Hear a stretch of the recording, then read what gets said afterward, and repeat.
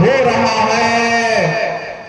इस प्रकार आकर्षण मंत्र का प्रयोग किया जा रहा है। यह मंत्र तो केवल पिताश्री को ही आता है। लगता है लंका पर कोई विपत्ति है, शायद इसीलिए पिताश्री ने आज अपने पुत्र अहिरावण को याद किया है। मुझे शीघ्र अतिशीघ्र पिता के पास जाना चाहिए।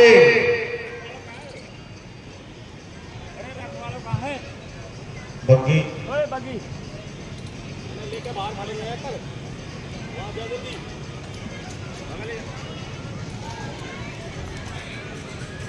सैनिकों, मेरा रथ तैयार किया जाए। जय श्री महाराज।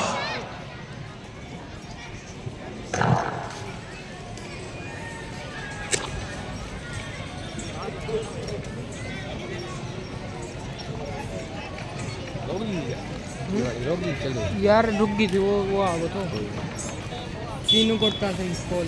अरे बस आवाज से पहचाने यार पहचाने प्रखंड बक्सोर तीनों करता था कॉल आ गई जब 2 बार कट गई इसमें रावणी चाहिए।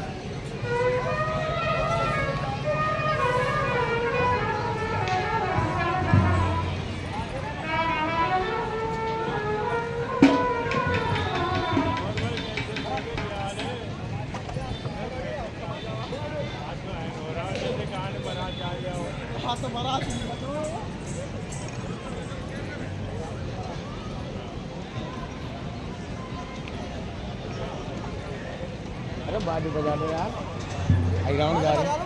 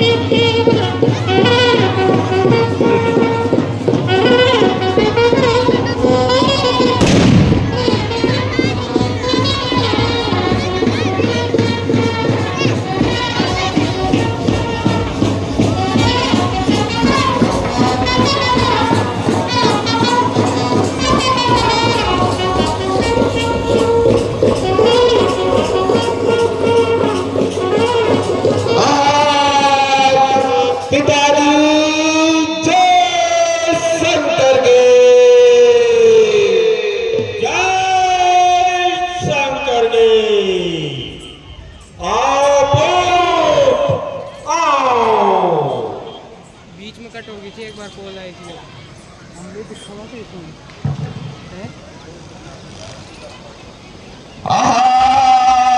पिताजी आज आपने इस नाकारे निकम्मे अहिरावण को किस प्रकार याद किया है।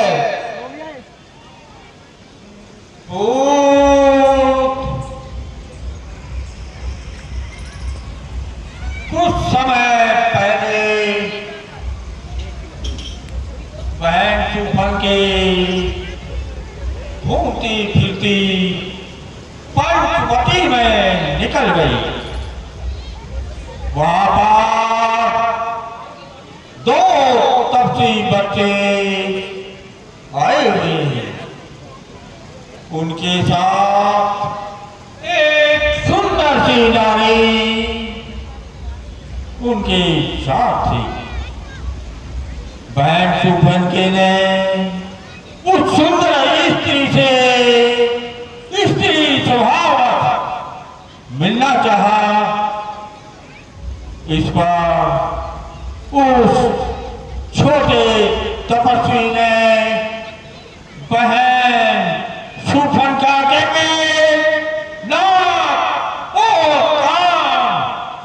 दोनों काट डाले। भूत बस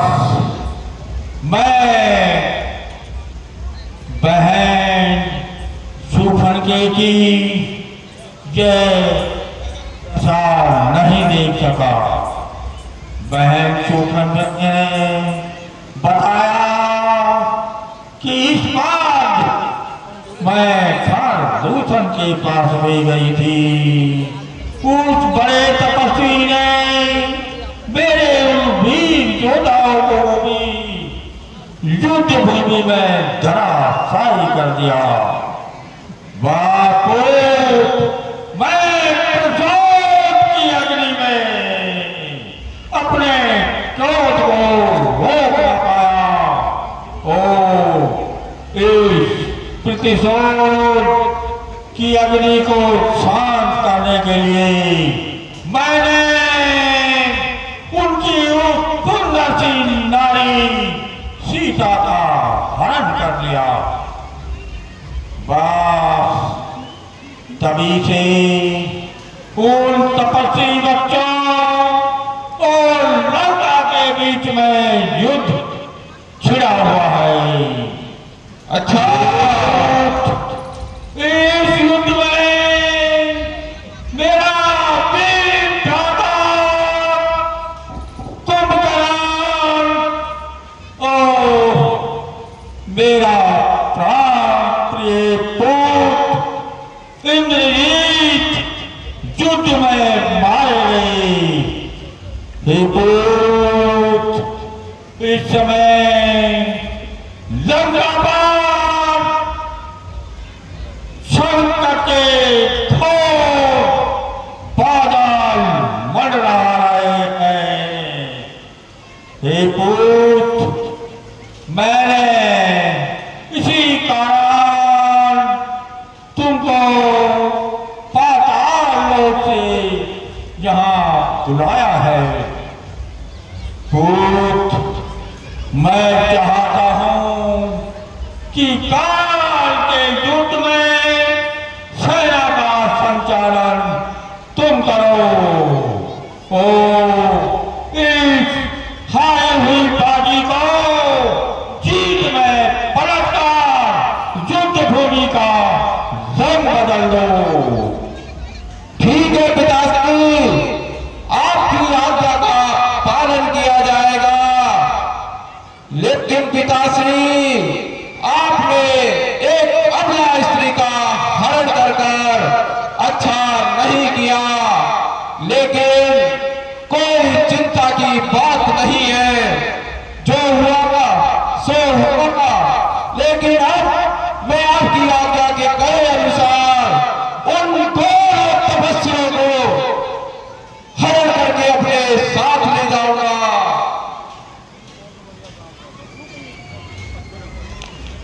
शाबाश पुत्र, शाबाश। मुझे तुमसे यही आशा थी। जाओ और युद्ध भूमि में गर्जना करो। ठीक है पिताश्री। लेकिन पुत्र, तुम यह कार्य पूर्ण कर चुके हो, इस बात का मुझे कैसे ज्ञान होगा? पिताश्री, जब मैं आपके कहे अनुसार उन दोनों तपस्वियों का हरण कर अपने साथ पाताल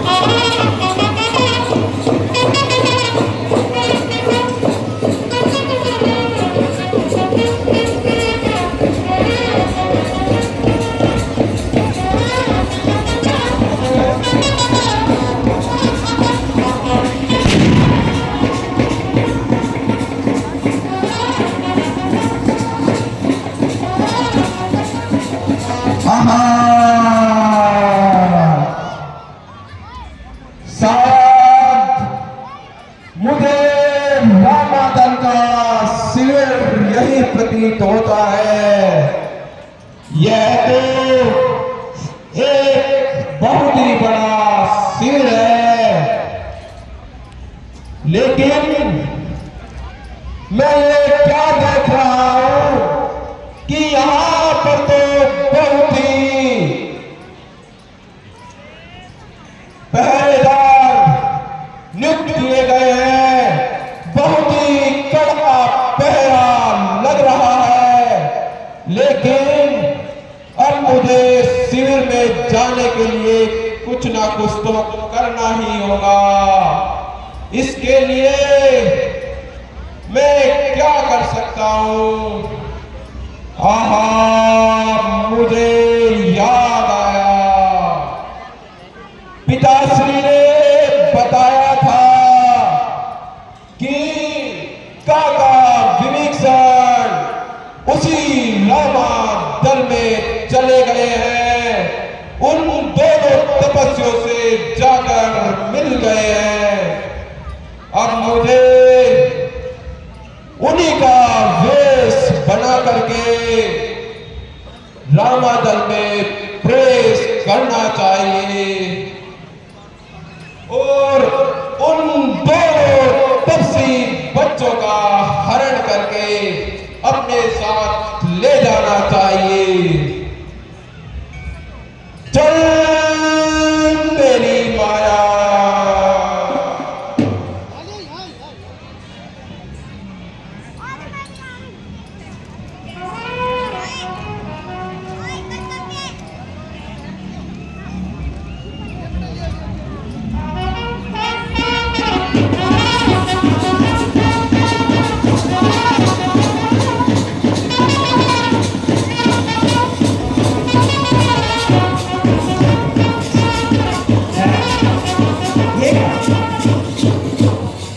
भद्राज विभीषण, आप इस समय आप तो बहुत अच्छे तरीके से जानते हैं रण का समय चल रहा है, शत्रु सेना सिर पर खड़ी हुई है और सभी योद्धा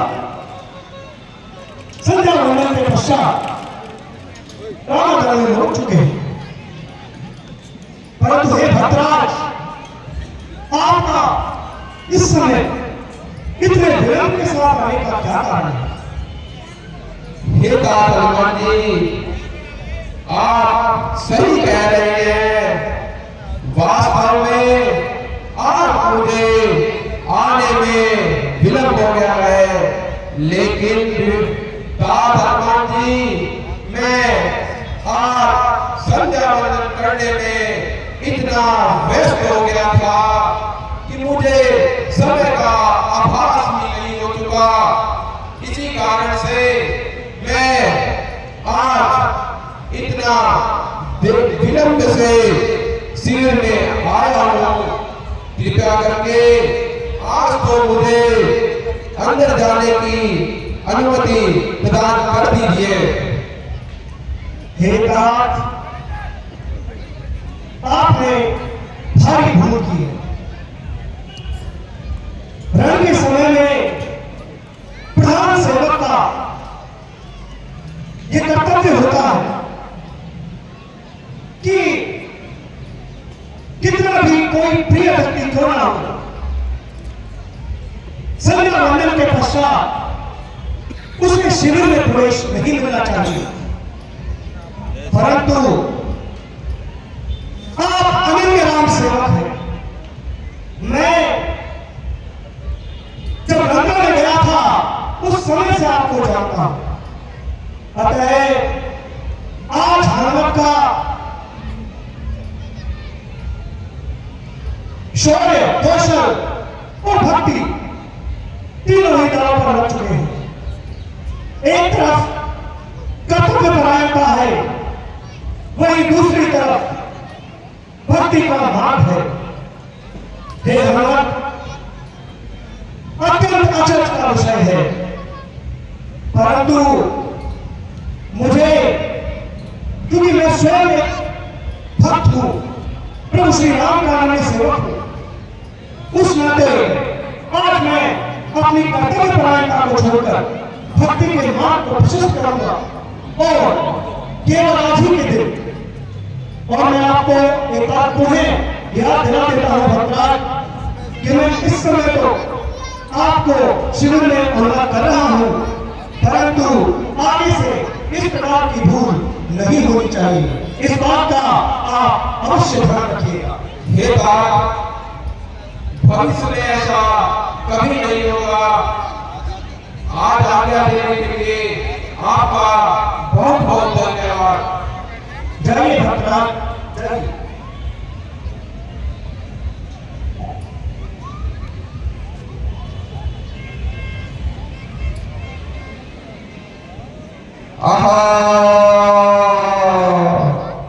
यहाँ पर तो सब सोए हुए हैं। इन तपसी बालकों को देखकर मेरा मन बहुत ही विचलित हो रहा है। नर रूप में नारायण कितने सुंदर और सुशोभित लग रहे हैं।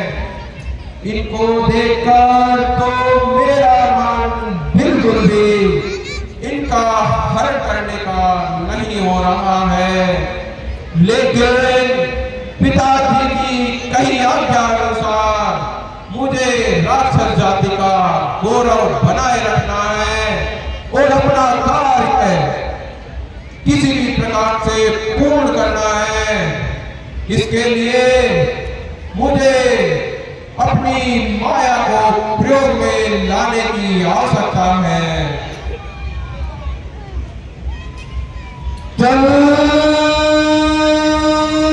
मेरी माया,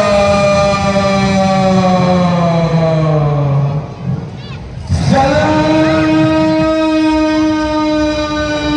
मेरी माया, चल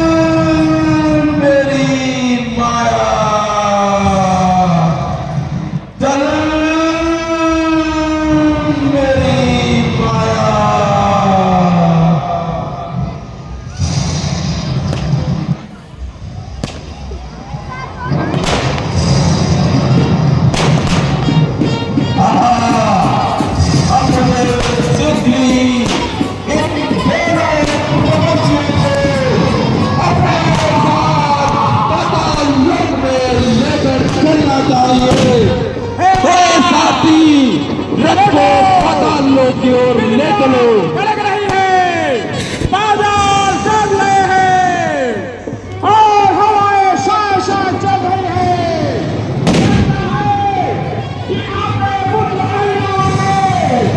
अपने काम को अंजाम दे दिया।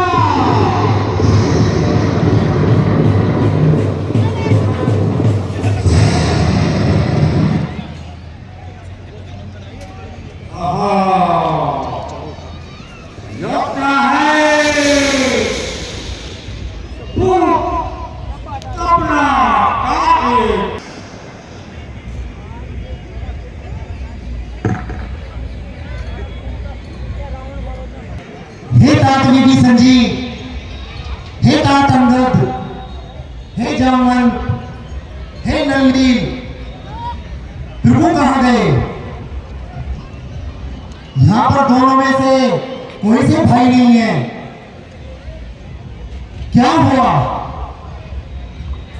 हे राजन, आज वास्तव में बहुत ही विलंब हो चुका है और भगवान हे तात हनुमान जी, आप जी महाराज पास आइए।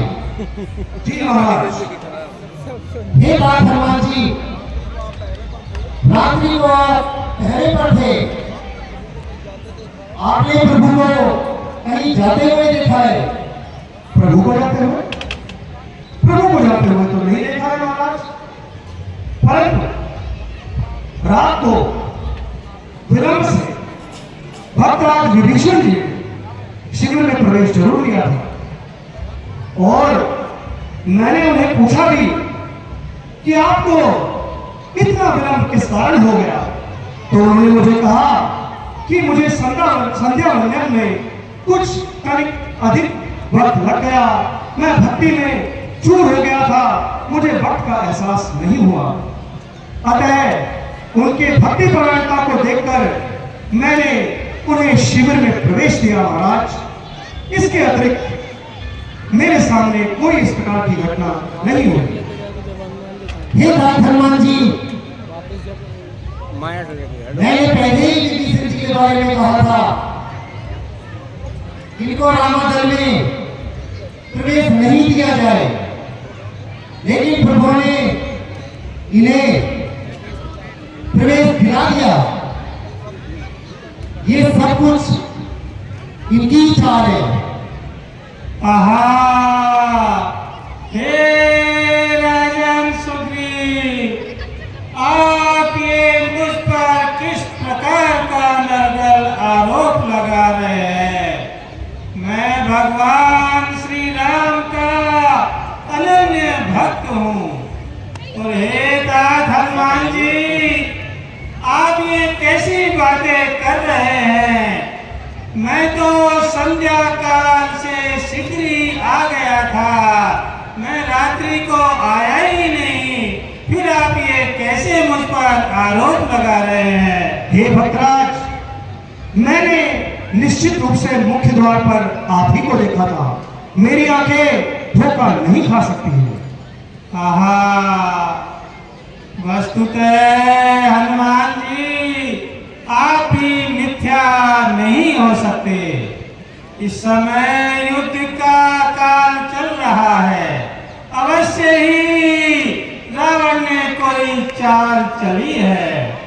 हाँ, अभी मुझे याद आया कि रावण के सभी प्रमुख सेनापति नष्ट हो चुके हैं।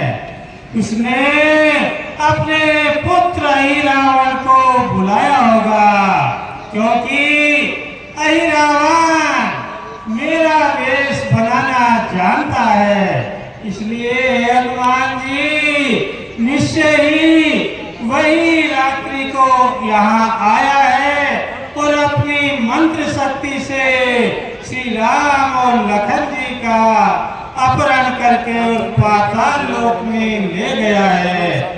अब आप शीघ्र कोई उपाय कीजिए और पाताल लोक से प्रभु श्री राम और लखन जी को लाइए, जिससे मुझ पर ये लगा कलंक दूर हो सके और हम सभी की रक्षा हो सके। हे हनुमान जी,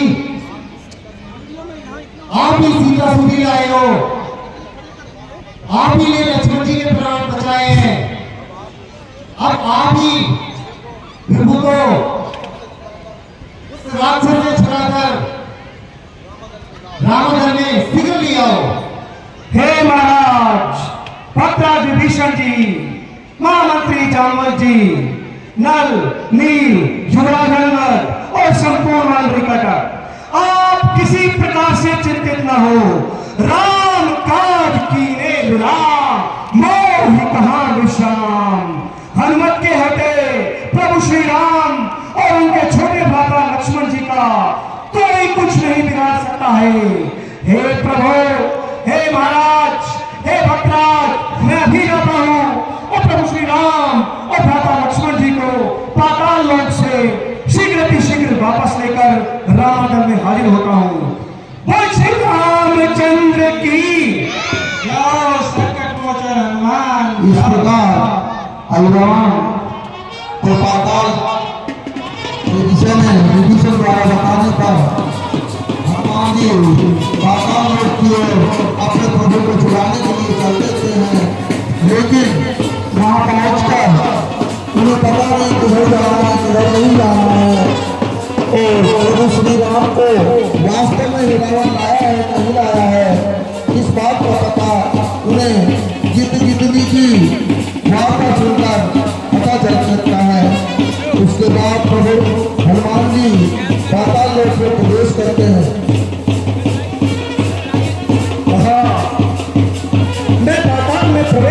चुका हूं, परंतु अब मुझे आगे का मार्ग नहीं मालूम है।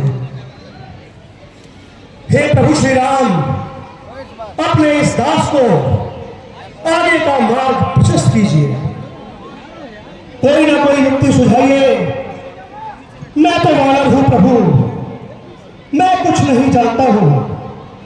कुछ ना कुछ युक्ति से मुझे आप तक बुलाइए।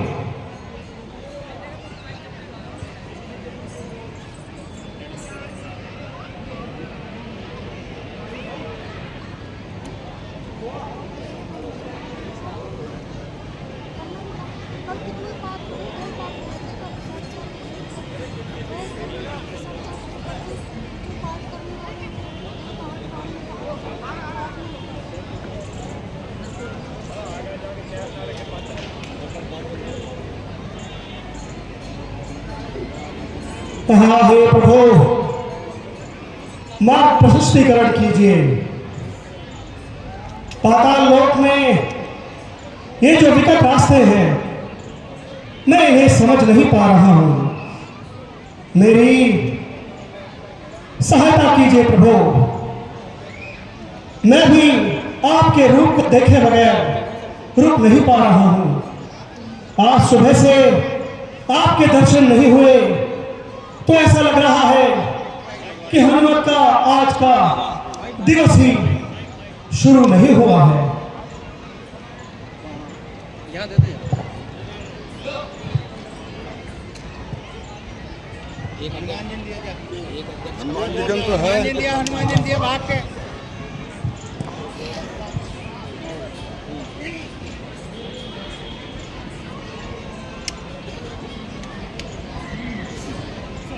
हे स्वामी, आज मुझे बहुत भूख लग रही है। मैं ग्रस्त से हूँ, मुझे मनुष्य मांस खाना है। अच्छा, जैसा प्रबंध होता है मैं वैसा तुरंत प्रभाव से करता हूँ। हमारे राजा दो तपस्वियों को पकड़ आए हैं। वो माता के सामने उनकी बलि देंगे। उसके पश्चात उस मांस को लाकर आपको दे दूंगा। बहुत अच्छा स्वामी।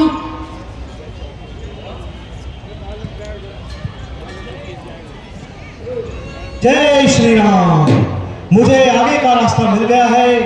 मुझे इनके पीछे पीछे ही सूक्ष्म रूप धारण करके चलना चाहिए, जिससे कि मैं इस पाताल नगरी में आसानी से प्रवेश कर सकूं। इस प्रकार गिद्ध-गिद्धनी की बातें सुनकर हनुमान जी सीधे पाताल लोक में प्रवेश करते हैं।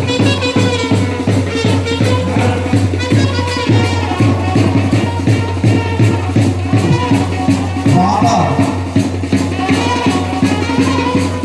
हनुमान जी पाताल लोक के द्वार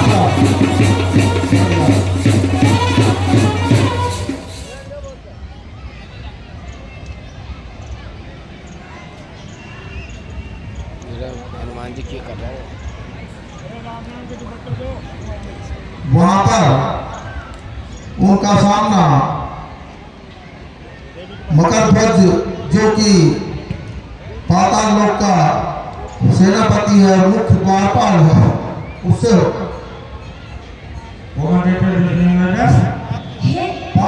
हे कबीर, तुम कौन हो? नगर में निर्भय होकर तुम कैसे प्रवेश कर रहे हो?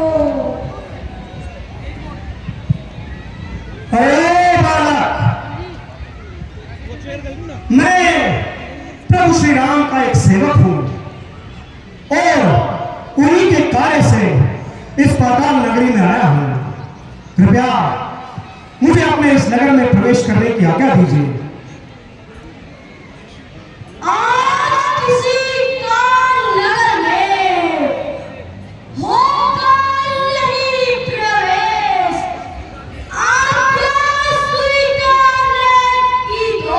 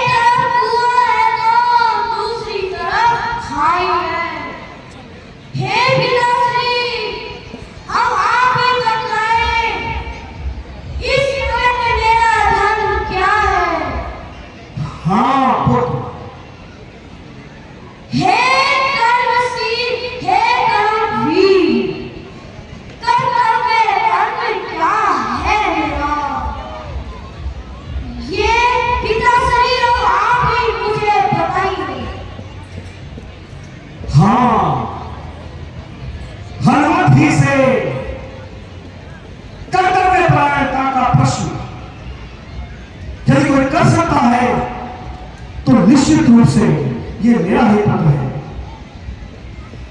और हे पुत्र, यदि आप कर्तव्य परायणता के बारे में जानना चाहते हो तो सुनिए। यदि कर्तव्य पूछते हो बेटा तो सुनो, बाप संतुष्ट हुआ, तुम निश्चय ही मेरे सुख हो, यह सिद्ध हुआ, यह पुष्ट हुआ। कर्तव्य पूछते हो बेटा तो सुनिए, मैं हठपूर्वक अंदर जाऊंगा, तुम पर पूर्वक मुझको रोको बेटा। मैं अपना धर्म निभाता हूं, तुम अपना धर्म निभाओ बेटा। पितृ का दसवीं युद्ध जो आज्ञा पिताश्री। दोनों अपने अपने कर्तव्य का निर्वहन कर रहे हैं। ये प्रभु राम के सेवक हैं और वहां पर परिवार का सेवक है।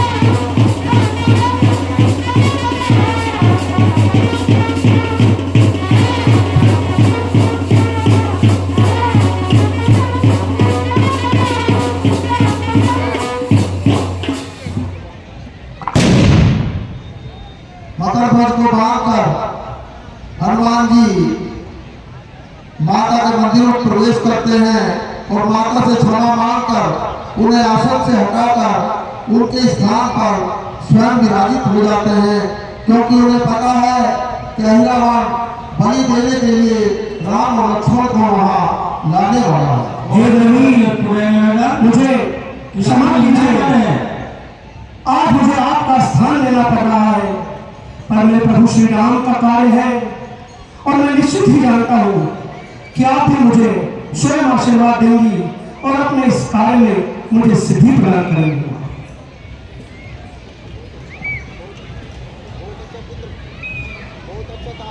बहुत अच्छा था।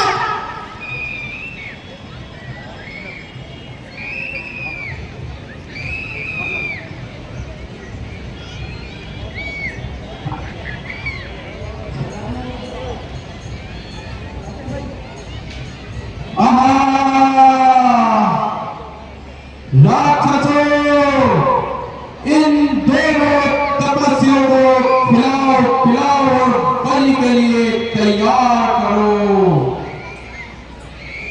जो आज्ञा महाराज, ऐसा ही होगा। ये ले लो ना, पीले रंग का दुपट्टा यही ले लो। हाँ ये ले लो, नीला है। तुम अब तक यही जानते हो, देवी की बलि को आए हो, कुछ और बात भी कह दे, किस हेतु तुम्हें हम लाए हैं। रावण से तुमने रावण ठान, रावण से तुमने रावण ठान, इस हेतु तुम्हें हम लाए हैं। अभिमान तुम्हारा ही तुमको ये भारी दंड दे रहा है। रावण से भिड़ने का बदला ऐ रावण आज ले रहा है। अरे राक्षसों, इन दोनों तपस्वियों को बलि के लिए तैयार करो।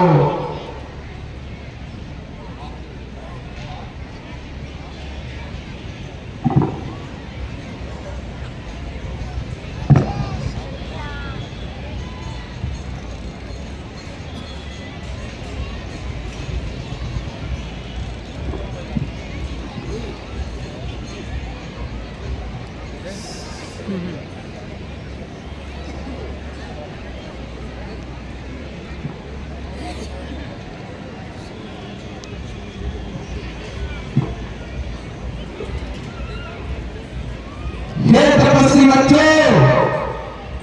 यदि तुम किसे याद करना चाहते हो या तुम्हारा कोई बहुत ही प्यारा हो तो आप अंतिम समय में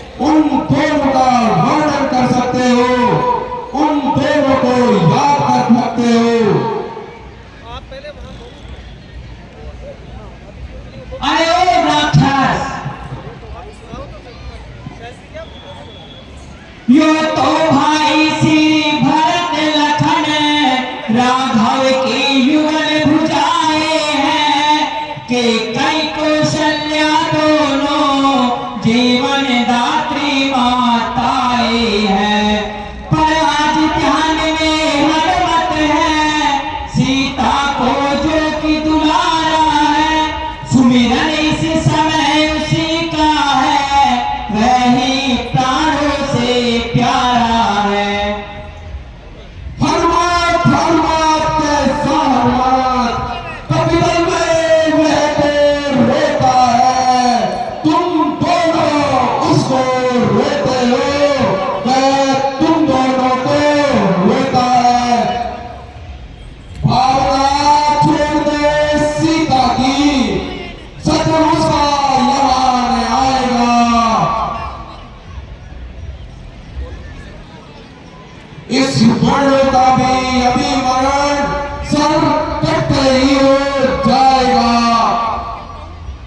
इसलिए मैं कहता हूं, बड़े भागी हो जो ऐसी मौत मिली।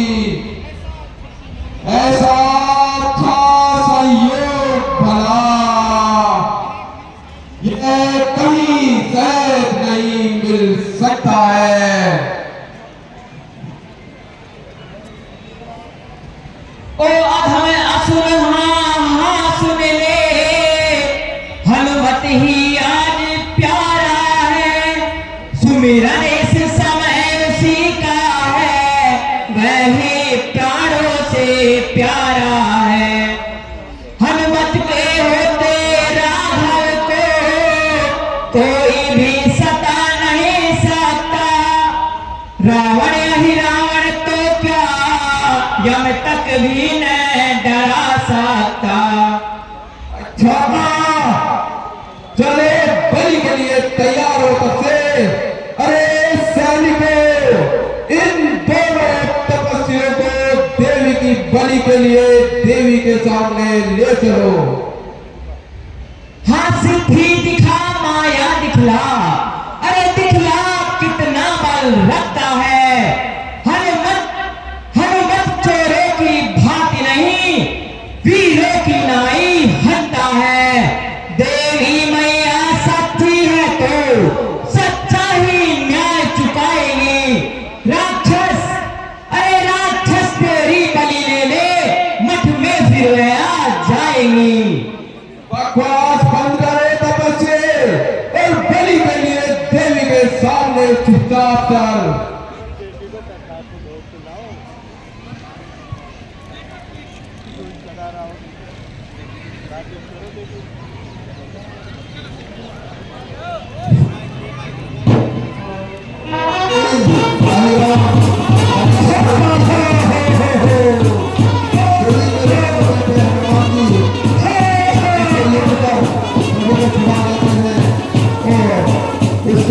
अनुराग से युद्ध का उसका संहार ऐसे लीला आप ध्यान पूर्वक देखिए।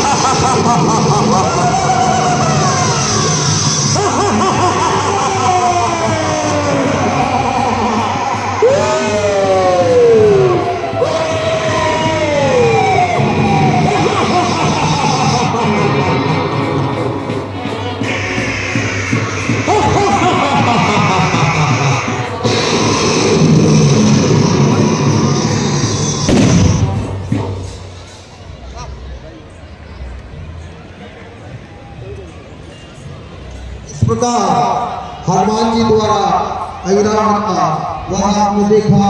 अब हनुमान जी राम और लक्ष्मण को लेकर पुनः रामदल की ओर जाते हैं। बोल श्री रामचंद्र की। हे प्रभु, पातालोक में सेनापतित्व का कार्य मेरा पुत्र मकरध्वज कर रहा था। ये मुख्य द्वार पर उपस्थित है प्रभु। इसके लिए आपका क्या आदेश है, कृपया कर मुझे बताइए। हे हनुमान, इनको देवलोक का राजा घोषित किया जाए और इनका राज्याभिषेक कीजिए। जो आज्ञा प्रभु।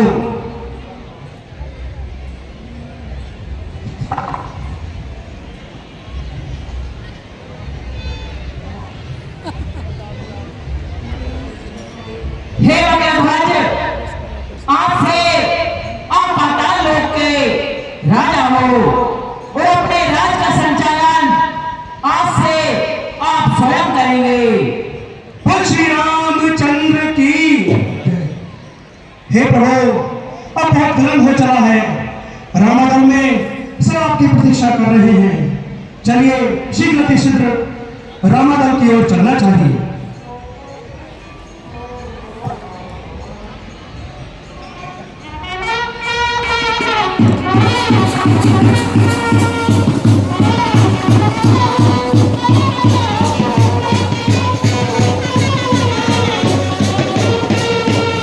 श्री रामचंद्र की जय।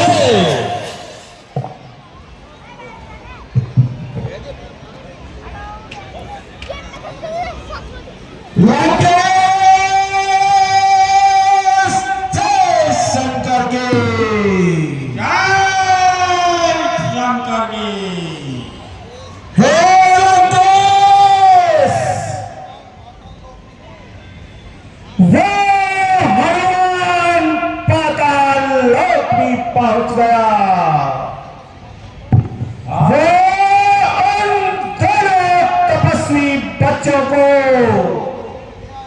राजदल में वापस ले आया है और आपके पुत्र अहिरावण का वध कर दिया है। हाँ वो मैं जानता था कि ऐसा ही होगा।